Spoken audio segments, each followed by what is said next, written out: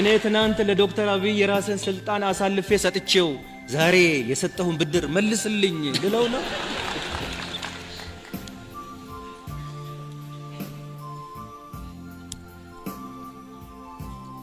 እንደዚህ አይነት ለስልጣን አይደለም ዋጋችንን ነፍሳችንን ያሳዝነው፣ ለስልጣን አይደለም፣ ለታይታ ለዝናም አይደለም። ለዚህች ሀገር አንድ ነገር በታሪክ አጋጣሚ እድል አግኝተናል። እድለኞች ነን። በታሪክ አጋጣሚ እድል እስካገኘን ድረስ ለዚህ ሀገር መልካም ነገርን ሰርተን ኮንትራታችንን ስንጨርስ ለኢትዮጵያ ጥሩ የሰሩ ባለውለታዎች መባልን ነው የምፈልገው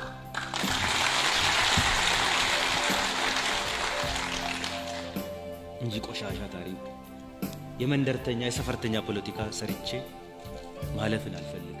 ባልደረቦችም አይፈልጉም።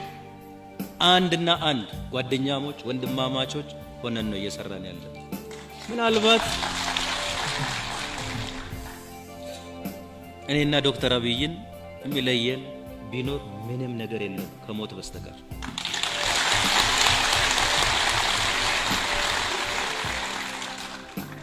ስለዚህ ምንም ነገር የለም። እባካችሁ ውዥንብሩ ውጪ ነው ያለው። ይሄ ውዥንብር ደግሞ ቀላል ኢትዮጵያውያንን እየጎዳ አይደለም። ቀላል ሰላማችንን አብሮነታችንን እየጎዳ አይደለም፣ እየጎዳ ነው። ዝም ብለን ማየት ተገቢ ይሆናል ብዬ አላስብም። ዝም ብለን ይጎዳናል፣ ያጠፋናል፣ ይበትነናል። እንደ ዋዛ ልንበተን እንችላለን። እንደ ቀልድ መታየት የለበትም።